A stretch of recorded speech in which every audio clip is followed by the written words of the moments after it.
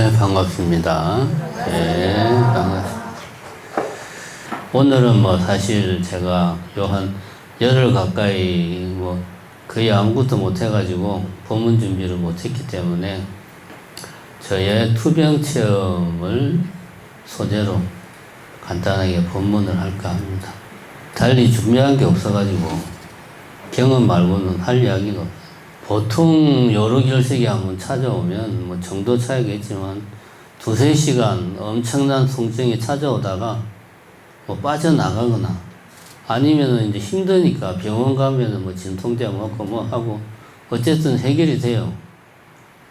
근데 이제 이게 제가 이제 한 게 이름도 뭐 복잡한데 하여튼 뭔 시술인데 수술 같은 시술이에요. 제가 궁금해가지고 도대체 수술과 시술의 차이가 뭘까? 인터넷으로 찾아보니까 수술은 쉽게 말하면 칼로 배를 째는 게 이제 수술이고 직접 뭔가 원인을 제거하는 게 이렇게 몸을 칼을 째거나 해서 직접 사람이 그 문제되는 거를 이제 제거하는 게 수술이고 시술은 절개를 최소화해가지고 여러 가지 기구를 써서 병의 원인을 제거하는 게 시술이다. 그래서 대개 수술은 전신 마취를 많이 하고 시술은 국소 마취를 많이 한다. 이렇게 나와 있더라고요. 근데 요즘은 이 내시경 시술이 발전해가지고 수술과 시술의 경계가 모호하다. 지금 저 같은 경우가 그 케이스입니다. 제가 이제 내시경으로 시술을 했는데, 이게 내시경으로 이제 요드로 해서 방광으로 해서 콩팥까지 내시경이 들어가서 이제 돌을 막 깨고 막 그랬는데, 전신 마취를 해야 되니까 수술이요. 완전히 수술실에 들어가가지고 막 전신 마취하고 텔레비에 보면 나오는 수술실 막 그런 데서 그냥 그런 식으로, 전신 마취를 했기 때문에 굳이 말하면 저 같은 경우는 수술 같은 시술? 요즘 뭐 보면 이제 그것도 또 요즘은 로봇으로 많이 한다고 그러대요. 그래서 뭐 저도 뭐 그렇게 했다고 그러는데 저는 못 봤으니까 모르죠. 그렇게 이제 수술 같은 시술을 했습니다. 그러니까 회복은 빠른데 준비 과정이나 이런 거는 수술하고 똑같아요. 시간이 많이 걸려요. 그래서 이제 20일 날 먼저 관을 삽입하는 시술을 먼저 했어요. 근데 요게 난 별 생각 없이 내 혼자 그냥 갔는데 관을 삽입하고 나니까 엄청나게 그때부터 이게 통증이 이제 찾아오는 거예요. 아까 말했지만 보통 요로 결석은 한 두세 시간 이상을 안 넘겨요. 왜냐하면 그 전에 내가 병원을 가거나 통증이 깔아왔는데 이거는 뭐 관을 넣고 나니까 계속 아픈 거예요. 그냥 있어도 아프고 또 이게 관을 넣어서 소변을 내가 참지를 못하니까 소변을 보면 더 아프고 잠도 못 자고 한 사흘을 그렇게 이제 혼자 방 안에서 뒹굴뒹굴 하면서 그냥 죽을 듯 살 듯 그렇게 하다가 그러다가 이제 26일 날 입원을 하고 27일 날 이제 시술을 했죠. 막 전신 마취해가지고 막 시술을 하고 그리고 이제 이틀 병원에 더 있다가 퇴원을 했습니다. 이 시술하고 힘들었던 거는 사실은 관 삽입한 뒤에 너무 힘들어가지고 이제 이게 또 레이저 시술하고 나서도 또 회복할 때 통증이 오지 않을까 걱정했는데 그때는 통증은 별로 없는데 이 오줌줄을 이제 이렇게 딱 끼워가지고 침대에서 내가 못 움직여요. 못 움직이고 한 하루 반을 그냥 꼼짝도 못 하고 있으니까 당연히 이제 대변을 보면 안 되니까 이제 수술 날부터 해서 밥은 전혀 못 먹었고 한 하루 반을 침대에 가만히 있어야 되니까 그것도 참 쉬운 일이 아니더만. 회복할 때는 그게 좀 힘들었지. 이제 어제 퇴원하고, 하룻밤 자고 나니까 어제까지만 해도 좀 열도 좀 있고 좀 정신도 좀 몽롱하고 그랬는데 오늘 자고 나니까 멀쩡하네. 이렇게 이제 뭐 어쨌든 수술 같은 시술을 해가지고 콩팥에 있는 돌을 깨가지고 제거를 했습니다. 병원에 있으면 이제 주로 느끼는 게 그런 거예요. 이제 병원에 있으면 제일 많이 보는 사람이 간호사인데, 주로 이제 큰 병원 간호사들은 목소리가 엄청 커요. 보면. 여러분들 병원에 입원해 보신 분들은 잘 아시겠지만, 일단 목소리가 크고, 또 항상 기운이 넘쳐.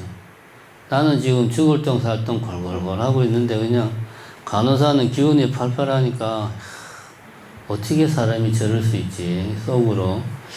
너무 신기하다. 이런 생각도 들고, 가끔씩 이제 뭐, 이런 뉴스나 이렇게 누워서 이렇게 이제 보면은 거기 막 사람들이 나와서 이야기도 하고, 뭐, 서로 뭐 농담도 하고 웃고 막 그러는 거 보고 있으면, 야, 어떻게 저렇게 걸어 다니지?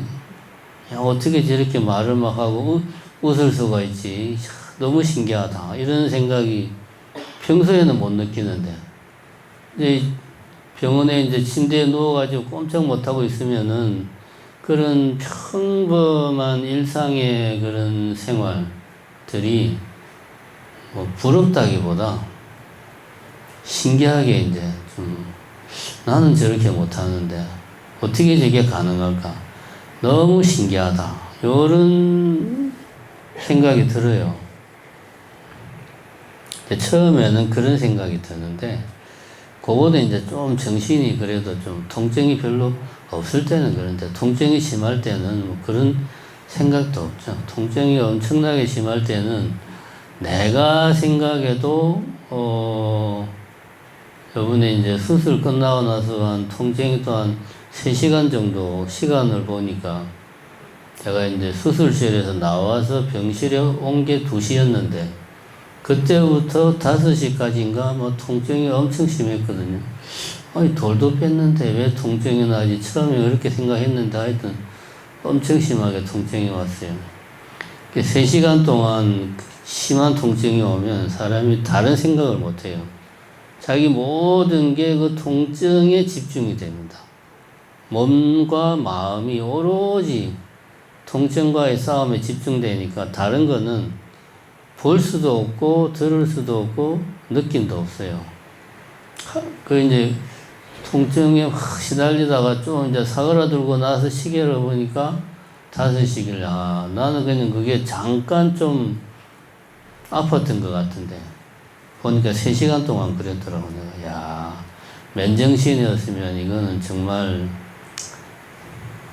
엄청나게 힘들었을 건데 이게 워낙 통증이 심하니까 몸과 마음이 거기에 집중하다 보니까 시간 가는 줄을 몰라, 사람이. 이 집중력이 엄청나게 강해집니다. 아프신 분들은 잘 알 거예요. 적당히 아픈 거 말고, 여러 결석이게 사람이 겪는 고통 중에 순위가 상당히 높은 거거든요. 거의 뭐, 여자분들 산통에 비견되는 정도로 아프다고 그러면 저는 이제 애를 안 낳아서 모르겠는데, 그렇답니다. 이게 이제 아주 극심한 통증이 올 때는 집중력이 엄청나게 강해져. 그러니까 이제 3시간 정도 그러고 나서 이제 사람이 기진맥진해가지고, 누워서 이제 가만 있는데, 그런 생각이 들더라고. 평소에 이제 우리가 뭐, 친구를 만나서 웃고 떠들고, 가족과의 어떤 갈등, 말 안 듣는 자식들 때문에 속상해하고, 미운 남편 때문에 남편 꼴만 봐도 그냥 속에서 열불이 나고 막 이런 그런 감정 상해하고, 기뻐하고, 슬퍼하고, 뭐 사랑하고, 미워하고, 짜증내고, 걱정하고, 심심해하고, 재밌어하고, 이런 감정들이 사실은 그냥 자연스럽게 생기는 게 아니고 거기에는 엄청난 에너지가 필요한 거구나. 왜냐하면 내가 그런 걸 안 할 때, 이게 투병을 할 때 보면 그 투병하는데 내가 엄청난 에너지, 육체적인, 정신적인 에너지를 내가 쏟아붓고 있다라는 것을 내가 몸으로 실제로 체험을 했으니까 그만큼의 에너지를 내가 일상생활에 쓴다 이거지. 똑같은 에너지를. 어디에? 먹고 마시고 웃고 떠들고 기뻐하고 슬퍼하고 사랑하고 미워하고 시기하고 질투하고 심심해하고 괴로워하고 우울해하고 슬퍼하고 이런데 그런 똑같은 내 에너지를 쓴다 이거예요. 그 에너지가 엄청나게 큰 에너지라는 거지. 갓난아기가 처음 태어날 때 왜 우느냐? 뭐 사람들은 거기에 뭐 거창하고 멋있고 문학적인 이유를 막 갖다 붙이는데 간단해요. 엄마 뱃속에 그 최적화된 환경 속에 있다가 갑자기 밖에 나오니까 바깥 환경이 너무 낯설고 견디기 힘드니까 나 좀 살려달라고 우는 거예요, 그냥. 나 좀 살려달라고 자기가 할 수 있는 게 우는 거 말고는 없으니까. 그러니까 그냥 악을 쓰면서 우는 거야. 살려달라고 자기를. 다른 거 아니에요. 나는 살고 싶다. 번역을 하면 그 말이에요. 나 살고 싶으니까 빨리 좀 어떻게 해줘. 그 말입니다. 갓난아기가 그렇게 우는 에너지가 어디서 나오냐? 그게 바로 우리가 살아가는 힘이에요. 살아있는 사람이. 그 에너지와 우리가 버스를 기다리면서 심심해하고 할 일 없이 유튜브 쇼츠 계속 수십 개를 그냥 넘겨가면서 보고 텔레비 채널 이거 봤다가 저거 봤다가 하는 에너지하고 본질적으로 다르지 않다. 그게 똑같은 에너지다. 근데 우리가 그걸 모르고 있어요. 저같이 이런 경험을 누구나 다 일상적으로 할 수는 없습니다. 누가 미쳤다고 이런 요로 결석 같은 병을 갖다가 일상에 우리는 일상적으로 엄청난 살기 위한 에너지를 쓰고 있다는 것을 경험하기 위해서 굳이 그런 투병을 할 이유는 없죠. 그런데 우리는 알아야 돼요. 우리가 일상생활 하는데 엄청난 에너지를 쓰고 있다. 근데 그 에너지를 쓰는 내용이 보면 다 그런 거예요. 누군가를 시기하고 질투하고 미워하고 걱정하고 조바심 내고 절망하고 기뻐하고 좋아하고 슬퍼하고 심심해하고 내용이 다 그런 것들이에요. 굳이 말하자면 창조주가 뭐 있는지 없는지 모르겠지만 그 어떤 생명을 잉태한 그 어떤 존재가 생명에게 부여한 그 소중한 에너지를 중생들이 그렇게 낭비를 하고 있는 겁니다. 자기가 낭비하고 있는지는 몰라. 굳이 비유를 들자면 국가 행정을 보면 쓸데없이 낭비하는 예산이 많아요. 다리 안 놔도 되는데 굳이 몇백억씩 돈을 써가지고 다리를 만들어. 할 말은 아니지만 녹동에서 주안까지 그 차도 거의 안 다니는데 거기 또 무슨 또 길을 고속화 국도를 만든다고 그냥 터널을 뚫고 그냥 다리를 놓고 쌩 난리를 치고 있어요. 아마 몇천억 들어갔을 겁니다. 그렇게 피 같은 혈세를 쓰고 있어요. 아무 소용없는 돈을. 우리의 일상이 그렇다는 거예요. 우리의 일상이 정말 소중한 우리의 그 삶의 에너지를 다 쓸데없는데 내가 쓰고 있구나 하는 것을 우리가 잘 모르고 있다. 우리 무지몽매한 중생들은 그런 거 언제 느끼냐? 지 몸이 고장 나가지고 일상이 정지가 될 때. 투병하는 시간은 일상이 정지되는 시간이에요. 웃고 아까 말한 그런 기뻐하고 슬퍼하고 일에 대한 걱정을 하고 오늘 저녁은 뭐 먹을까? 야, 구름이 멋있네. 이런 것들은 완전히 투병 기간 동안은 스톱이 됩니다. 일상이 정지가 돼요. 일상이 정지가 되었을 때 우리 같은 무지몽매한 중생들은 내가 평소에 내 삶의 에너지를 너무나 쓸데없는 데 많이 썼구나 하는 것을 느낍니다. 부처와 중생의 차이가 뭐냐? 부처님은 그 에너지를 오롯이 하나도 버리지 않고 수행에 다 돌렸었다 이겁니다. 그래서 부처님은 6년간 고행 끝에 당신이 터득한 올바른 수행법을 찾아서 마침내 깨달음을 얻을 수 있었던 이유가 어디 있느냐? 바로 우리의 그 살아간 그 에너지를 오로지 수행에만 다 돌렸다 이겁니다. 그래서 그 힘으로 깨달음에 갈 수 있어. 우리는 우리가 태어날 때 가지고 나온 이 삶을 살아가기 위한 에너지, 이 소중한 에너지를 우리는 쓸데없는 데 쓰다 보니까 깨닫지 못하고 있는 거예요. 아무리 부처님이 부처와 중생이 다르지 않다라고 말해도 다릅니다. 깨닫지 못하면 다른 거예요. 그냥 믿음을 가지고 언젠가는 깨달을 수 있다는 믿음을 주기 위해서 하는 말이에요. 깨닫지 못하면 부처가 아니에요. 부처가 될 가능성만 있지. 이것이 부처와 중생의 차이입니다. 그래서 이제 제가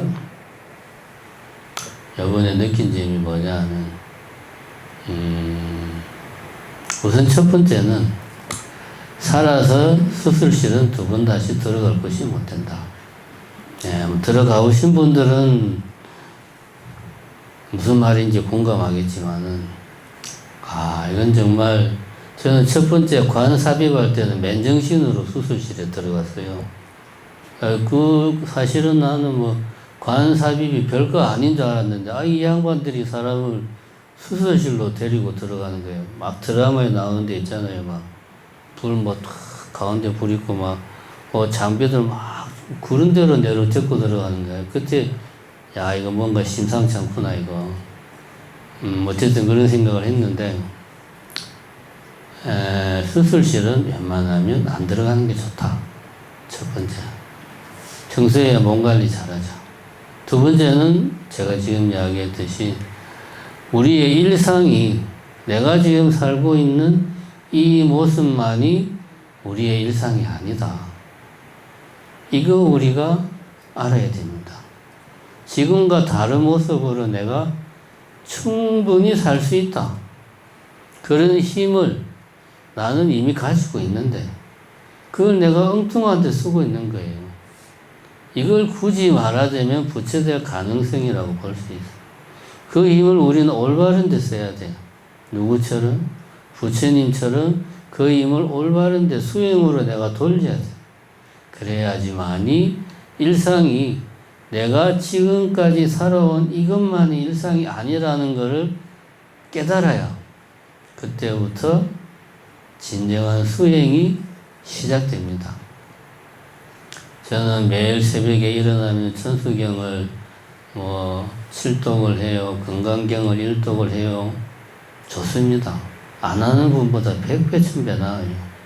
저는 매일 그래도 하루에 30분이라도 화두를 들려고 노력을 합니다. 좋습니다. 좋은데 제가 지금 이야기했던 이런 일상적인 나의 모습, 이 모습을 그대로 가지고 하는 것은 지금보다 조금 나아지는 그런 거예요.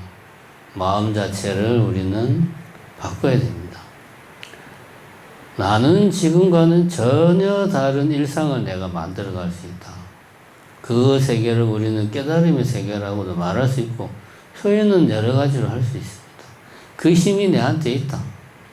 근데 그걸 내가 잘못 쓰고 있다. 이러한 마음으로 하루에 30분이라도 수행을 해야지 일상의 연장으로 수행을 하는 것은 그냥 옥상옥입니다. 제가 볼 때는. 굳이 그런 수행을 딱 정해서 안 하더라도 매 순간 나의 일상이 지금과는 다른 모습의 나를 내가 만들어갈 수 있다 라고 하는 또 그렇게 해야 된다 라는 마음가짐으로 사는 게 진정한 수행자의 마음이다. 저는 그렇게 생각을 합니다. 그래가지고 살아가면서 특히 가까운 사람들, 가족, 친지들에 대해서 실망하고 짜증나고 화가 날 때, 그런 생각을 할 때 오늘 제가 한 이야기를 가슴에 깊이 명심하시기를 바랍니다. 내가 또 이 소중한 나의 삶의 에너지를 엉뚱한 데 쓰고 있구나. 이러니 내가 중생이지.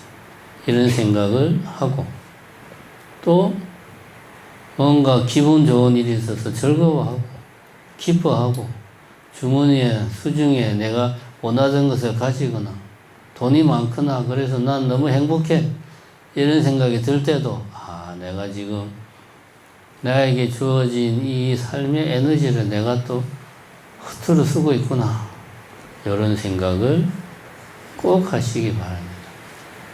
일상은 살아온 이런 모습만이 아니다. 다른 모습도 충분히 있을 수 있다. 이런 생각을 꼭 마음에 새기시고 하루하루를 수행하는 마음으로 그렇게 사시기 바랍니다.